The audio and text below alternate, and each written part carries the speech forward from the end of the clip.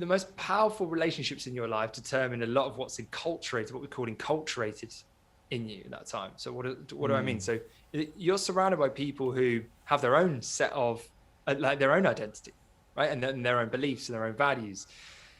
And they're going to respond to you and witness the things in you and say things to you and show you things that are in alignment with their values. Now, what's super interesting though, is that you don't always take on everything they say. If you think about your own parents, you didn't completely agree with absolutely everything they said from the age of 4 to 10, let's say. Yeah. So what you do between 4 and 10 is you actually start to get some feedback. You go out to the world and you start to get some feedback from the world, whether it's your parents, whether it's your friends, whether it's like, you know, whatever it might be that you're doing at the time. And you go, well, what am I enjoying? Like, what am I actually feeding off? What's giving me a buzz here? And what's really painful for me to actually to see or to be in existence with? And it's that feedback loop that starts to create some patterns of understanding in your subconscious of going, I really don't like that when that happens. And look, it's happened again. Yep, I definitely don't like that when that happens. Yep, and the patterns increase, and so justifies some of your sort of opinions and beliefs. As we continue to grow, I would say 4 to 10 is where, let's say 4 to 12 to be safe, is where our brains has the most neuroplasticity. So it means it holds and retains information the most, and is most changeable too during that time. Would you say that those are your most formative years? Yeah, exactly. So they're your most formative years. From sort of 12 to 25, there's still like quite a lot of plasticity. For us gentlemen, things are plateaued. And plateaus after 25? Yeah, plateaus after 25. It doesn't mean it stops. Okay. You've got to remember, plateau just means it doesn't stop. Like it's not growing in plasticity, or it's also then starts to decline at some age. But there's still evidence to say that, you know, even well into your 50s, 60s, 70s, there's still enough plasticity there for you to change habits, for example, or even change core values. That's all good. There's hope. But what's instantiated between 4 and 12 are what I believe are your core values. These are the things that you've learned are either powerful to have in play or painful to not have in play. They're your deal breakers. They're the things that determine like whether you're pissed or upset or frustrated like in an instant, or you're on fire, you're in flow state, you are your best self. There's literally a set of ingredients, I believe, that create one of those two sort of extremes. What if between 4 and 12 you never find your flow state?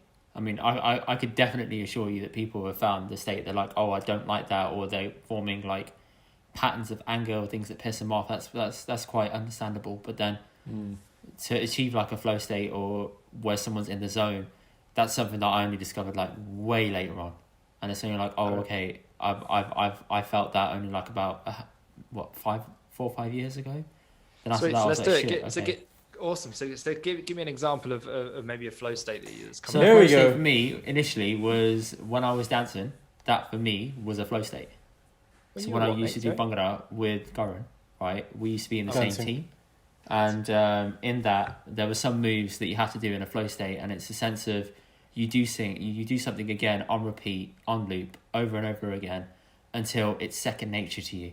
And then it's more so you're just doing the moves, but now you're thinking about other stuff as you're doing the moves because you perfected it so much, right? And now you're thinking, oh, am I in the right position of this set, etc. And that's where I felt like the first ever time I felt like I was in a flow state. And what did you like love about being in that flow state? I don't know. I think I genuinely love the fact that at the end of this I was going to perform and I was going to get a rush and I was going to feel emphatic afterwards, whether it was win, loss or draw. Okay, but it was the performing element that was the bit that... The performing element was always at the end. So say if I just stopped and didn't have anything if I didn't have anything to perform to or anything to go towards, I wouldn't have been as up for it. I would have maybe still done it, but I wouldn't have committed myself as far to it. Okay, so the performing maybe is the catalyst bit. So what do you think you enjoyed so much about the performing? Why was that so important to you? Why? So Why? the performance. Ding, ding, ding, So the performing element for me it was a personal thing because I'd broken my ankle a couple of years before, and then prior to that, I had like a number of injuries and I wasn't ready to make the team. So I got cut from our team about 2-3 times, and I didn't think that I was good enough for it. So therefore, for me to get over that obstacle and make it on stage and perform, for me, that was a big win in itself. Boom. So what we tend to find, thanks man for going into that, appreciate it. That's all right. So what we tend to find is that, and by the way, it's not like after 12, like that's it, like your core values are instantiated and that's it, stopped. I mean instantiated. So I believe that they're there, they started, and I think they begin to continue to form after that and all the way through our lives. But and that's why, you know, the process and the methodology we go through, we look at your highs and lows across your whole life, because they just tend to. Okay, so let's have a look at your example here. So performing was the bit that you enjoyed, and what we tend to find is that they're one of the same thing, in the sense that what's painful to not have in play is powerful to have in play. Does that make sense? So let's say self-expression for you, like what you loved about performing was that you got to perform, you got to express, or maybe like you say, maybe it was knowing that you were kind of good enough. Maybe it was knowing that maybe it was a sense of achievement. Maybe it was a sense of validation, mastery. Maybe it was a sense of like belonging, like that actually belong in this group, and acceptance, right, by the crowd. I think all those things you just said apply, definitely. Yeah. Okay, great. This is the power of the work, baby. Yeah. So, but let's look at the opposite of that, right? Let's say you never had that flow state, or you can even give me that example. Sorry, guys. Turn my phone.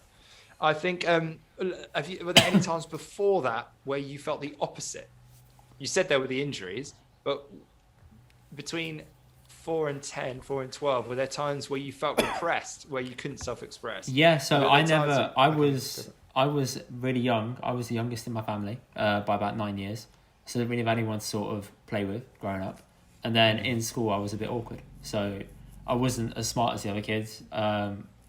Maybe I was like sheltered a lot at home. I was obviously, what's the word? Not babied. What's the word? You had more McDonald's than anybody in your house. That's true. Yeah. It was what's the word? I was more so. Is coddled the correct word? Mollycoddled. Something like that. Yeah. Like I was, that word. Yeah, I was always protected by like a lot of my family, and I wasn't able to like do things that you would potentially need to do or learn in order to grow up or to experience negative things. So when I did experience those negative things, maybe it made me take it even more to heart because I'd never felt that before. Interesting. All right. So,